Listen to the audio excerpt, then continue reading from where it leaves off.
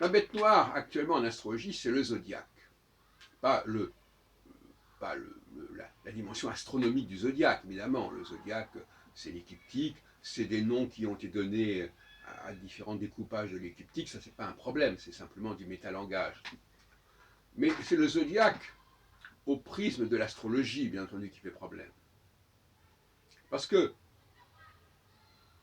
une chose est de nommer tel et tel élément en lui donnant un nom particulier, une autre chose est de se dire, ah, ce nom fait sens. Hein, c'est comme les dictionnaires des prénoms, par exemple. Un tel s'appelle comme ceci, comme cela, donc ça veut dire ceci ou cela. Jusqu'au contraire, à mon avis, ça veut surtout vouloir préciser, distinguer une personne d'une autre personne, notamment au sein d'une même famille, puisque les prénoms sont souvent banals, mais au sein d'une même famille, normalement, il y a une seule personne qui a le même prénom, encore que parfois le père et le fils ont les mêmes prénoms. Enfin, généralement, c'est fait prénom, d'ailleurs, ça veut dire quoi prénom? Ça veut dire un nom qui se met devant le nom de famille. Donc, il ne fait sens que par rapport à la conception de la famille, au cadre de la famille. Donc, il peut y avoir des millions de gens, J-E-A-N, mais c'est le Jean Dupont et de telle famille Dupont, ou le Jean Cohen de telle et telle famille Cohen. Voilà, c'est tout. Point final, ça ne va pas plus loin. Prénom. Donc, le zodiaque, ce n'est pas une cause défendable. Et il faudrait mieux, d'ailleurs Kepler l'avait bien compris, il faudrait mieux l'oublier, le zodiaque. Barbeau l'avait très bien compris dans son Astrologie mondiale, le découpage zodiacal, le passage d'un signe à l'autre n'a aucune importance. Que ce soit dans son travail sur Saturne-Neptune ou son travail sur la concentration planétaire, etc., le zodiaque n'est pas pertinent. Sauf, bien sûr, pour situer astronomiquement, mais ça c'est notre problème. Quand on dit que les planètes se retrouvent dans une partie étroite du zodiaque, ça n'a rien à voir avec le symbolisme zodiacal. Simplement un phénomène purement de localisation, voilà. Mais certains esprits mal tournés diront, ah ben voyez bien, on parle de zodiaque. Non, non, soyons sérieux. Alors, le zodiaque est indéfendable pour deux raisons. D'une part, parce que le nom des signes n'a aucun intérêt, strictement aucun intérêt, sinon pour l'historien du symbolisme, bon, qui essaie de comprendre d'où viennent les termes, d'où vient prendre de l'iconographie, de l'iconologie, bon, de ce côté-là, ça peut être intéressant, de connaître l'historique de tel et tel signe, d'où ça vient. Bon, c'est un sujet en soi. Moi-même, j'y suis historien des textes, je peux m'intéresser à l'histoire du zodiaque, bien évidemment. Mais l'histoire du zodiaque ne concerne pas l'astrologie. En tout cas, elle concerne l'astrologie puisque l'astrologie s'y est intéressée. Bon, alors, elle s'y est intéressée, c'est un fait, effectivement, de la façon qu'elle s'est intéressée aux constellations pour sa théorie des airs. Mais c'est pas parce qu'elle s'y est intéressée que ça fait partie ontologiquement de l'astrologie. Bon, là aussi, l'historien de l'astrologie peut s'intéresser au zodiaque. L'historien de l'iconographie et des symboles peut s'intéresser au zodiaque. Mais au sens épistémologique, le zodiaque n'est pas pertinent pour l'astrologie. Deuxième point, alors je vous l'ai déjà dit à plusieurs reprises, donc je ne vais pas revenir là-dessus. Quand on regarde les sources, on voit que le zodiaque est une forme corrompue de tout un certain nombre de séries, corrompue par exemple par rapport aux 12 travaux d'Hercule, corrompue par rapport aux très riches heures du duc de Berry, aux livres d'heures en général, à l'iconographie des cathédrales, etc. C'est un ensemble corrompu. Même s'il est relativement ancien, il est, malgré tout, il a des origines encore plus anciennes, dont on voit qu'elles ont été déformées par le zodiaque tel que nous le connaissons. Je ne reviens pas là-dessus. Le deuxième point, qui est plus important encore, mais les deux sont terriblement problématiques combinées, c'est la division en 12 du parcours des planètes. Planètes ou du Soleil, etc.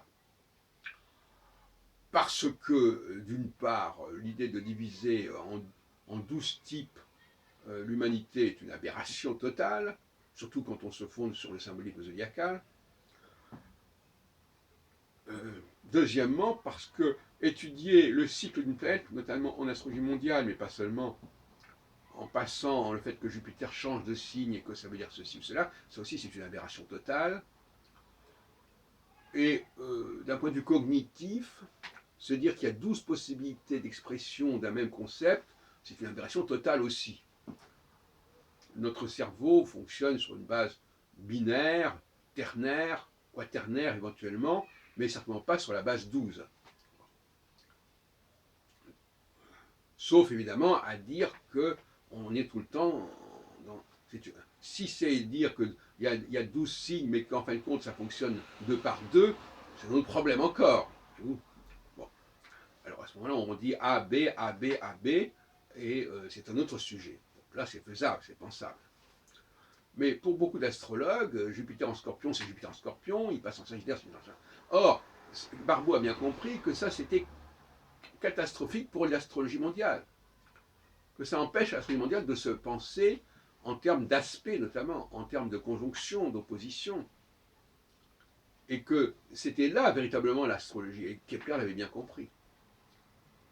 Donc l'astrologie des aspects, elle structure les cycles planétaires, et elle n'a pas besoin des 12 signes zodiacaux pour se structurer.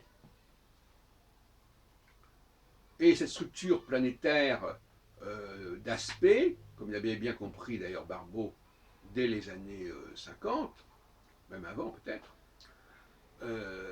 bon, ben, on la comprend, il y a des configurations qui se forment, etc. Bon, c'est clair. Le problème de Jean-Pierre Nicolas, par exemple, ça a été son erreur majeure, c'est d'avoir voulu nettoyer l'astrologie de toute une symbolique mythologique et zodiacale, mais d'avoir maintenu néanmoins les 12 signes. Alors, ce n'est pas les 12 signes traditionnels, mais la division en 12. Et il n'a pas eu la capacité épistémologique de dire il ne faut pas garder la division en 12. Ce qui d'ailleurs lui aura permis de rester finalement en phase avec l'astrologie traditionnelle, puisqu'il peut quand même parler du taureau, des gémeaux, etc. Et d'ailleurs, il y a toute une collection à laquelle j'ai participé au début des années 80 chez Chou sur le zodiaque, et dont il était plus ou moins le centre. Bon. Moi-même, d'ailleurs, j'ai écrit sur le zodiaque aussi, mais c'est quelque chose qui appartient au passé, une erreur de jeunesse. Donc, même la théorie des airs, airs du Verseau, du Bélier Taureau, ça aussi, on peut s'en passer largement. Hein, c'est pas très sérieux non plus. À moins de dire que c'est simplement une façon de désigner les périodes. Et encore. Tant que le zodiaque sert à désigner, bon, et qu'on sait ce qu'on désigne, voilà, et qu'on n'en tire pas des conséquences sur le fait que ça a pris ce nom-là, donc ça veut dire cela, ça va encore, ça va encore. N'allons pas plus loin sur ce point. Donc, le XXIe siècle devrait être un siècle où l'astrologie aura totalement fait son deuil de tout ce qui concerne la symbolique zodiacale et la division en 12 des signes, quelle que soit par ailleurs la question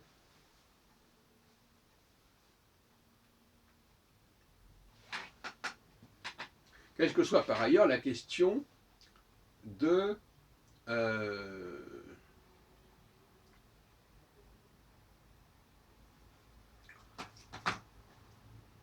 bon, excusez-moi, j'ai été interrompu par le téléphone, bêtement.